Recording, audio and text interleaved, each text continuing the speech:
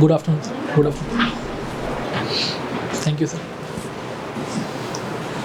वैदिक अपना परिचय दीजिए। जी सर, मेरा नाम वैदिक गोयल है सर। मैं मध्य प्रदेश के अलीराजपुर ज़िले का निवासी हूँ। मैंने अपना स्कूलिंग सर वहीं से सरस्वती शिशु विद्या मंदिर से किया है। मैंने उसके पश्चात सर बैचलर ऑफ इंजीनियरिंग किया है इलेक्ट्रॉनिक्स एंड कम्युनिकेशन में। सर मैं 2018 से ही पीएससी की तैयारी कर रहा हूँ सर, और ये मेरा पहला इंटरव्यू है सर। अच्छा, आपका इलाका पिछड़ा इलाके में आता है अलीराजपुर, आदिवासी इलाके में आता है? जी सर, जनजातीय बाहुल्य क्षेत्र है सर। तो आपके नक्सल समस्या नहीं है? Sorry sir? नक्सल समस्या आपके नहीं है? सर नक्सल तो मैं नहीं कह सकता कि नक्सल समस्या नहीं है। और है कि नहीं है आपके? नहीं सर, मुझे नहीं लगता। क्यों नहीं है आपके सबसे समस्या? आदिवासी इलाके में बोलते हैं कि नक्सल समस्या बहुत ज़्यादा है हर जगह। मैं सिर्फ बोल रहा हूँ क्या? हाँ सर, मैक्सिमम नक्सलवाद जो है वो आदिवासी इलाकों में देखा गया है। आपके यहाँ क्यों नहीं है? तो सर इसका मुझे आइडिया नहीं है सर। कुछ उनका सोशो इकोनॉमिक ऐसा सिनारियो है कि शायद वो नक्सलवाद वहाँ नहीं पढ़ पाया, ऐसा कुछ है क्या? ये मैं सोच नहीं पा रहा हूँ सर वहाँ तक। अच्छा, फादर क्या करते हैं आपके? सर शिक्षक है सर। शिक्षक हैं। तो ये आपको लगता नहीं शिक्षक मतलब हर जगह अपन जहाँ जनगणना तो वहाँ भेज देते हैं, हर जगह भेज देते जी सर। हैं, जो मेन काम वो कर ही नहीं पाते शिक्षक। जी सर। तो भारत सरकार पूरा पैसा वेस्ट कर रही है, उनको सैलरी दे दी है, उनसे काम भी कुछ करा रही है, स्कूल में अच्छे पढ़ाते भी नहीं हो। सबके बारे में सर नहीं किया जा सकता कि कुछ पढ़ा नहीं रहे, कर नहीं रहे। जैसे क्यों करवाते हैं? चुनाव का काम भी इनसे करवाते हैं, ये काम भी से करते हैं, शिक्षक मतलब शिक्षा के अलावा क्यों करवाते हैं? हाँ सर, मैं भी यही मानता हूँ कि जो शिक्षक है उसको शिक्षा का ही काम करना चाहिए। अगर आपको जनगणना या ऐसे कुछ काम है उसके लिए आप कॉन्ट्रैक्ट बेस्ड हायर भी कर सकते हैं लोगों को। तो सरकार ने सोचा नहीं, इनको क्यों सोचा, इन्हीं को क्यों चुना? मतलब मेरा तो ये मानना है कि शिक्षक वो व्यक्ति है जो हर हालात में अपने आप को ढाल सकता है, हर नए काम को आसानी से कर सकता है, क्योंकि उसको सीखने की क्षमता होती है। जी सर। और ये सारे काम जो है वो इजीली कर सकता है। जी सर। चुनाव का काम, जी सर। चाहे फिर उसका जनगणना काम जी सर। बेहतर अच्छे से करता है जी सर। बाकी तो, इसलिए शायद भारत सरकार करवाती है। जी सर, मतलब मेरा मानना है। मुझे भी यही लग रहा है सर। नहीं, मेरा तो इसमें एक और भी विचार है। जैसे आपने बोला कि एक प्राइवेट एजेंसी को हायर कर लेते। जी सर। आपके घर में वो सेंसस का लेने गया डेटा, जी सर। आप अपने घर की डेटा क्यों दोगे उसको? सर क्योंकि गवर्नमेंट ऑथराइज कर रही है उसमें। ऑथराइज तो कर रही है, बट आप पर्सनल डेटा उतनी खुशी से दे दोगे उसको? नहीं सर, मैं प्राइवेट फर्म्स की बात नहीं कर रहा था। मैं कॉन्ट्रैक्ट बेस्ड लोगों को हायर करने की बात कर रहा प्राइवेट ही लोग हुए ना वो। जी सर। मतलब पर वो शिक्षक की जो पर्सनालिटी होती है ना एक गाँव में, जी जी सर, एक जिले में, जी। शिक्षक, डॉक्टर, पोस्ट ऑफिस मैन, जी जी सर, रेलवे का अधिकारी, जी सर, ये लोग विश्वसनीय लोग होते हैं, विश्वसनीय लोग होते हैं। जी सर। सरकार का से ज्यादा लोगों का विश्वास होता है उनमें। जी। और वो जातीय जो सांप्रदायिक इन सब चीजों से ऊपर उठ जाता है यहाँ। जी जी। इसीलिए शिक्षक को एक बहुत ही अच्छा माध्यम माना जाता है सरकारी स्कीम्स की डिलीवरी के लिए, जी सर, आंकड़ों के लिए, चुनाव के लिए। क्योंकि चुनाव में आपने 10,000 करोड़ रुपए खर्चा कर दिया, पर आप प्राइवेट एजेंसी से करा लो तो लोग उस पर विश्वास नहीं करेंगे। जी जी। आपको विश्वास के लिए 10,000 करोड़ लगवाने पड़ रहे हैं। आपको शिक्षक का जो समय है, कीमती समय, मैं नहीं कहता कि ये बड़ा बेस्ट तरीका है, बट ये ओनली पॉसिबल तरीका है। तो आप इसको बहुत अच्छे से यूज कर सकते थे। पॉजिटिवली बहुत पॉजिटिव था कि एक शिक्षक जो है ना, मास्टर जी बोलते हैं उसको, शब्द मास्टर जी गाँव में यूज होता है, वो सबका मास्टर होता है। क्योंकि वो 2-3 जनरेशन को पढ़ा देता है अपने कार्यकाल में। वो आपने मतलब आपको भी पढ़ाया है, आपके बाप को भी पढ़ाया, आपके बाप को भी पढ़ाया, तो उसका ट्रस्ट है। वो हर घर के फंक्शन में जाता है, हर घर के फंक्शन में बुलाया जाता है, इतना ट्रस्ट है। वो सरकार है। जी सर, आप इसको ऐसे इस्तेमाल कर सकते हैं। जी जी सर, थैंक यू। बहुत पॉजिटिव उसको था। मैं तो मैं इसलिए सोचा कि देखते हैं मन मैं की वेट बात, कर रहा था, मतलब मन का निकालो क्या बोले। क्योंकि आप जो कह रहे हो वो एक पहलू है हाँ कि आप इनका इस्तेमाल क्यों कर रहे हो। मैं कहता हूँ कि आप प्राइवेट एजेंसी हायर कर लो, सरकार को सस्ते में पड़ेगा प्राइवेट एजेंसी। जी सर। एक शिक्षक की जो तनख्वाह है, टीए मिला के, महीने की छुट्टियां मिला के, एचआरए मिला के, बहुत पैसा सरकार देती है एक शिक्षक को। मैं भी एक सरकारी आदमी हूँ, मेरा भी सरकार की वैल्यू बहुत ज्यादा है। उसके बदले में 20,000 की प्राइवेट एजेंसी को दे दूंगा, जिसको मुझे कोई सुविधाएं भी नहीं देनी है, और उस पर ट्रस्ट कौन करेगा? जी सर। मैं ट्रस्ट कहाँ से लाऊंगा? है ना? सरकार को ट्रस्ट के लिए पैसा खर्चना पड़ता है। जी जी चलिए आगे। आपने इंजीनियरिंग डिग्री करी है, जी सर। उसका आप यहाँ कैसे यूज़ करोगे? काफ़ी स्कोप है इलेक्ट्रॉनिक्स का अगर हम देखें प्रशासन में। आप तो कोई 3 ऐसी बात बताओ कि जो आप अभी तक नहीं हुई, जो आप करना चाहोगे 2 या 3 बातें कि मैं यहाँ अपनी डिग्री का यूज़ कर सकता हूँ। जैसे सर एक तो डिजिटलाइजेशन जो गांव में है, अभी भी डिजिटल गैप है, तो वो पूरा किया जा सकता है। दूसरा डिजिटल गैप मतलब टेली डेंसिटी बोल रहे हैं आप? सॉरी सर, आप टेली डेंसिटी बोल रहे हैं क्या?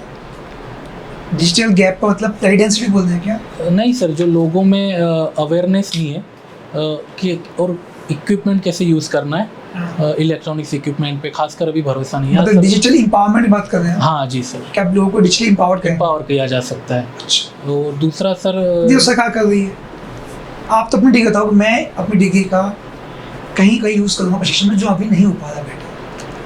मान लो डीएसपी बनते तो आप टैपिक में क्या कुछ कर सकते हो? मेरे ही विभाग के लिए सर ऐसा कोई शिकायत निवारण तंत्र बनाया जा सकता है हाँ ऑनलाइन, या पूरे जिले के लिए हाँ। एक ऐसा बना सकते हैं सर। सरकार बना रखा है, वो भी है। आप कुछ और बताओ। तो जैसे IoT का यूज़ किया जा सकता है सर, इंटरनेट ऑन थिंग्स का मॉनिटरिंग के लिए अलग अलग क्षेत्रों में, शिक्षा के क्षेत्र हो चाहे स्वास्थ्य का क्षेत्र हो। चलो मैं इस क्षेत्र पे स्पेसिफिक कर देता हूँ। आप डीएसपी बन गए, अपनी डिग्री का इस्तेमाल करना है आपको, एक्सीडेंट रोकने, एक्सीडेंट यदि होते हैं तो गोल्डन पीरियड में पेशेंट को पहुंचाना है, ठीक है, ताकि उसकी लाइफ बच जाए।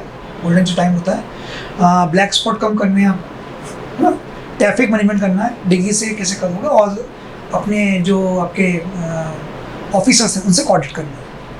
सर ट्रैफिक मैनेजमेंट का तो सर जैसे मैं IoT का ही बोल रहा था, उससे आसानी से ट्रैफिक मैनेजमेंट किया जा सकता है। वो सारे ट्रैफिक सिग्नल्स को एक ही सेंटर पे जोड़ा जा सकता है और टाइम टू टाइम मतलब कंटिन्यूस मॉनिटरिंग की जा सकती है। तो इससे तो सर एक तो ट्रैफिक कंट्रोल हो जाएगा मैनेजमेंट। दूसरा सर जो हम एक्सीडेंट की बात कर रहे थे, उससे भी 24/7 नज़र रखी जा सकती है कि कहाँ एक्सीडेंट हो रहा है। तो जो आप सर बोल रहे थे गोल्डन आवर में जैसे जल्दी से, तो जैसे ही खबर मिलेगी हम वैसे ही पहुंचा सकते हैं, उसको रिस्पॉन्स कर रिस्पॉन्स कर सकते हैं सर। अच्छा, क्विक रिस्पॉन्स टीम को आप अलर्ट करेंगे अपने सिस्टम है ना? जी सर, वो एक ही सिस्टम में सर होलिस्टिक वे में हो जाएगा। जैसे मैं IoT की बात कर रहा था, सब कुछ एक ही जगह कनेक्ट रहेगा, तो एक ही जगह से एक्सीडेंट हो, चाहे ट्रैफिक मैनेजमेंट हो, चाहे गोल्डन आवर में पेशेंट को हॉस्पिटल पहुंचाना हो, सब एक साथ ही किया जा सकता है सर। अलग अलग कोई एक्चुअली जो मैं इसमें प्रॉब्लम समझ पाता हूँ, जैसे ब्लैक स्पॉट्स की बात हो रही है, ब्लैक हॉट स्पॉट्स, वो आप अपना उसका प्रयोग कैसे कर सकते हो? जैसे आपने डेटाबेस जुटा लिया कि शहर में 3 ब्लैक स्पॉट्स, जी सर, वहाँ 25% ऑफ द एक्सीडेंट्स हो रहे हैं, जी sir, that are leading to 25% of deaths. तो आप सबसे पहले उसको टारगेट कर सकते हो। मैंने पर्सनल लेवल पे एक चीज़ देखी, वो ये होती है कि मैं शायद इस शहर का नहीं हूँ। ब्लैक हॉट स्पॉट पे एक बंदा का एक्सीडेंट हो गया और वो बॉडी वहाँ पे पड़ी है एंड गोल्डन आवर चल रहा है। मुझे यही नहीं पता कि मुझे सबसे पहले कौन से हॉस्पिटल में उसको लेके जाना। जी सर, ये बहुत बड़ा एक, मैं सब कुछ करना चाहता हूँ, जी सर, मेरे पास क्षमता भी है, पर मैं वो हॉस्पिटल ही नहीं समझ पा रहा हूँ कि जहाँ लेके जाऊँगा, जहाँ उसको ज़्यादा देखा जाएगा और मेरे से सवाल जवाब कम किए जाएंगे। क्योंकि मैंने एक बारी, मैं ज़्यादा ट्रैवल कर रहा था सांची की तरफ, एक रास्ते में 2 व्हीलर गिर गया, वो दिमाग पे लगा, तो वो थोड़ा सा मेंटली स्ट्रेस हो गया, ट्रॉमा में था। तो मुझे गूगल पे सर्च करना पड़ा कि नियरेस्ट हॉस्पिटल क्या है। फिर मुझे वहाँ फ़ोन करवाना पड़ा किसी को बोल के कि यार मैं आ रहा हूँ, मुझे सवाल जवाब ना करें, पेशेंट को पहले देखें, क्योंकि मैं तो भाई उठा के ला रहा हूँ, वो तो यही बोलेगा ना मैंने ठोका है उसको। इसको कैसे मैनेज करोगे IoT के माध्यम से या टेक्नोलॉजी के? सर जितने भी हॉटस्पॉट है जहाँ पे जो ब्लैक स्पॉट्स है, वहाँ पे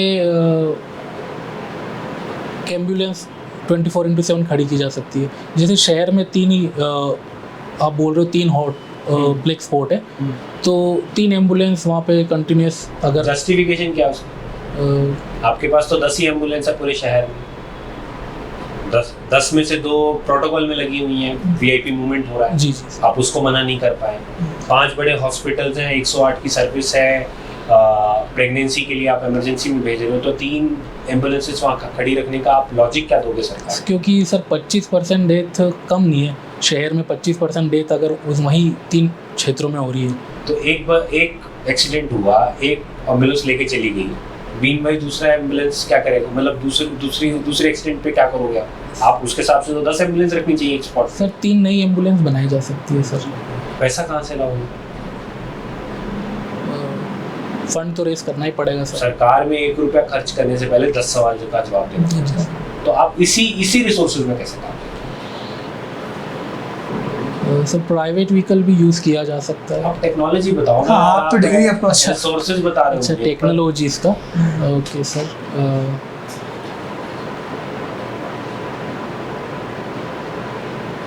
आपने बहुत ही अच्छा शब्द यूज़ किया था, IoT। जी सर। अब आपने 25% एक्सीडेंट वाला एक एरिया समझ लिया, तो वहाँ की क्विक रिस्पांस टीम आपने बना ली, 4 टीम बना ली। जी सर। जैसे ही वहाँ पे आपका जो ग्राउंड स्टाफ है, देखिए आप DSP हैं तो आपका नियर थाना लगता होगा, चौकी लगती होगी, और एक जो बीट रूट होता है, बीट रूट में कांस्टेबल्स होते हैं, ट्रैफिक पुलिस के लिए ट्रैफिक बंदा होता है। वो इमीडिएटली अपनी ऐप से उस 4 क्विक रिस्पांस टीम से मैसेज भेजे, अलर्ट रेज हो, उन 4 क्विक रिस्पांस टीम की इतनी ट्रेनिंग हो कि उनको पता हो कि नियरेस्ट हॉस्पिटल कौन सा है, हॉस्पिटल को भी तुरंत एक मैसेज चला जाए, 4 में से एक ही टीम एक्सेप्ट करेगी, हाँ मैं आ रहा हूँ, क्यों मैं नियरेस्ट हूँ, मैं आ रहा हूँ, मैं लेके जा रहा हूँ। ये IoT से आप कर सकते हैं, ये टेक्नोलॉजी है। एम्बुलेंस तो बहुत है, यूज कैसे कर रहे हैं वो सर टेक्नोलॉजी वाला थोड़ा सा। कई बार ये भी होता है कि जब बॉडी उठाते हैं तो उनको ये नहीं पता है कि बॉडी उठाना कैसे। हाँ। उसमें भी कई बार नर्व सिस्टम चला गया है, कोई और बंद हो गई, तो वो भी है। आपको बताना चाहिए कि एक्सीडेंटल जो केस होता है वो नॉर्मल से अलग है। उस बॉडी को तो आपको उठाना है तो उसका प्रोसेस अलग होता है। प्रोसेस अभी है, मैं बताता हूँ। आप ट्रॉमा सेंटर में जाएंगे तो वहाँ एक पुलिस का अधिकारी बैठता है, हर गवर्नमेंट हॉस्पिटल में एक पुलिस का अधिकारी बैठता है जो ऐसे केसेस के लिए होता है, तो लोगों को नहीं पता है। मैंने पर्सनली फील किया उस टाइम पे, ये मेरा पर्सनल एक्सपीरियंस है। जो आपने ब्लैक हॉटस्पॉट्स वाली बात करी, कि मुझे पता है कि मेरे पास इंटरनेट है, मेरे पास गाड़ी थी, मेरे पास ड्राइवर था, एक आदमी बेहोश पड़ा है, मुझे यही नहीं पता हॉस्पिटल में कौन से लेके जाए। और मन में ये डर है सरकारी आदमी होने, ग्रुप पे ऑफिसर होने के बाद भी, कि कहीं उसको ये ना लगे कि मैंने मेरी गाड़ी से कुछ कर दिया। जी जी। तो ये टेक्नोलॉजी में क्विक रिस्पांस टीम्स आपको बनानी पड़ेंगी, जिसको अलर्ट बेस पे आप एक मैसेज नोटिफिकेशन में डालें, व्हाट्सएप ग्रुप बनाएं। जी जी। आपको IoT की भी जरूरत नहीं है, आप नॉर्मल व्हाट्सएप मैकेनिज्म से 4 doctor, 4 SHO, 4 lineman, 4 quick response team, सबको एक साथ गया, यस मेरा पेशेंट है, मैं इस हॉस्पिटल में लेके जा रहा हूँ, उसकी रिपोर्ट आ गई तुरंत कि इसको रेफर करना है या वहीं रखना है। जी जी सर। ये किया जा सकता है, इंटीग्रेट करना है IoT के। जी जी। उनकी हॉबी है कविता, उपन्यास, कहानी, कविताएं पढ़ना, कहानी एवं कविता लेखन, फिल्में देखना। फिल्म कौन सी देखी आपने लास्ट? Sir the namesake. अच्छा जी सर। किस तरह फिल्में देखते हैं? सर सब पर्टिकुलर जोनर नहीं है, पर हिंदी मूवी में सर आर्ट सिनेमा और समानांतर सिनेमा ज़्यादा रुचिकर लगता है सर। समानता। जी सर। समानता में जैसे कौन सा देखते हैं? कुछ कोई है पसंद आपको? कुछ फिल्म कोई याद हो रही है सर? जैसे सर एक मूवी क्या होता है ये पहला सिनेमा वगैरह, मेरे को तो समझ में नहीं आता। स्लो फिल्म चलती रहती है, डार्क जी सर, ये कैसे आती है? जो फिल्मों का कमर्शलाइजेशन हो रहा था सर, उसको रोकने के लिए एक मूवमेंट चला था सर पश्चिम बंगाल से, समानांतर सिनेमा का, कि कमर्शलाइजेशन की जगह जो सामाजिक समस्याएं हैं और जो एक कला है, कला के तौर पर देख रहे थे जो लोग फिल्मों को, वही प्रस्तुत किया जाए, ना कि उसको पैसे कमाने का एक जरिया बना लिया जाए फिल्मों को। अच्छा जी सर। तो आर मूवी क्या है, मतलब वो पहले में आएगी कि वो किसमें आएगी? सर मैं जहाँ तक देख रहा हूँ सर, RRR तो कमर्शियल सिनेमा में आएगा। कमर्शियल? जी। तो उसको तो ऑस्कर मिला है। जी सर। तो पहले किसे मिलाएंगे? पैरेलल में सर इंडिया से तो मदर इंडिया सर, जो फिल्म थी महबूब खान की, वो नॉमिनेट हुई थी, पर इसको मिला नहीं था सर। मुझे पैरेलल सिनेमा में आपसे सवाल करना है कि पैरेलल सिनेमा चल रहा है जी सर, उसका मूल उद्देश्य कमर्शियल नहीं है, तो जो कलाकार हैं वो अपनी रोजी रोटी कैसे चलाएंगे? सर जो नॉर्मली समानांतर सिनेमा में मैंने देखा है जहाँ तक, उसमें एक्टर भी सर इतने जाने पहचाने नहीं होते या बड़े लेवल के नहीं होते हैं सर। ओम पुरी साहब थे? हाँ सर। नहीं, बट नहीं, एक चीज़ मुझे बताइए, हम फिलैंथ्रोपी तो कर नहीं रहे। जी सर। ठीक है, फिलैंथ्रोपी भी वही लोग करते हैं जिनके पास बहुत पैसा हो। जी जी सर। अब आप कह रहे हो कि वो जो एक्टर्स हैं वो बड़े नहीं हैं। जी सर। आप एक्टर छोड़ दीजिए, कैमरामैन है, जी जी सर। स्पॉट बॉयज है, जी सर। उसके पीछे का पूरा एक कमर्शियल आर्किटेक्चर है। अब आप पैरेलल सिनेमा ले आए तो उनको पैसा कैसे मिले? वो अपना डेली बेस का जो रहन गुजार है वो कैसे करें? सर जो पैरेलल सिनेमा में सर जो बजट पहले से डिसाइडेड रहता है कि किसको कितना मिलना चाहिए। ठंडा तो सर जब कॉन्ट्रैक्ट साइन कर रहे होंगे तब सर देख ही रहे होंगे एक्टर्स की कितना मिल रहा है कितना नहीं मिल नहीं, तो आपको लगता नहीं फंडामेंटल फ्लॉ है पैरेलल सिनेमा के आइडिया में कि मैं कमर्शियल नहीं बनूँ? मुझे नहीं लगता सर। तो फिर क्योंकि मैं भी फिल्मों को एक कला की तरह देखता हूँ, तो कमर्शलाइजेशन मुझे ठीक नहीं लगता फिल्मों का। तो फिर वो कला आगे कैसे बढ़ाएंगे? मतलब उनके परिवार का क्या होगा?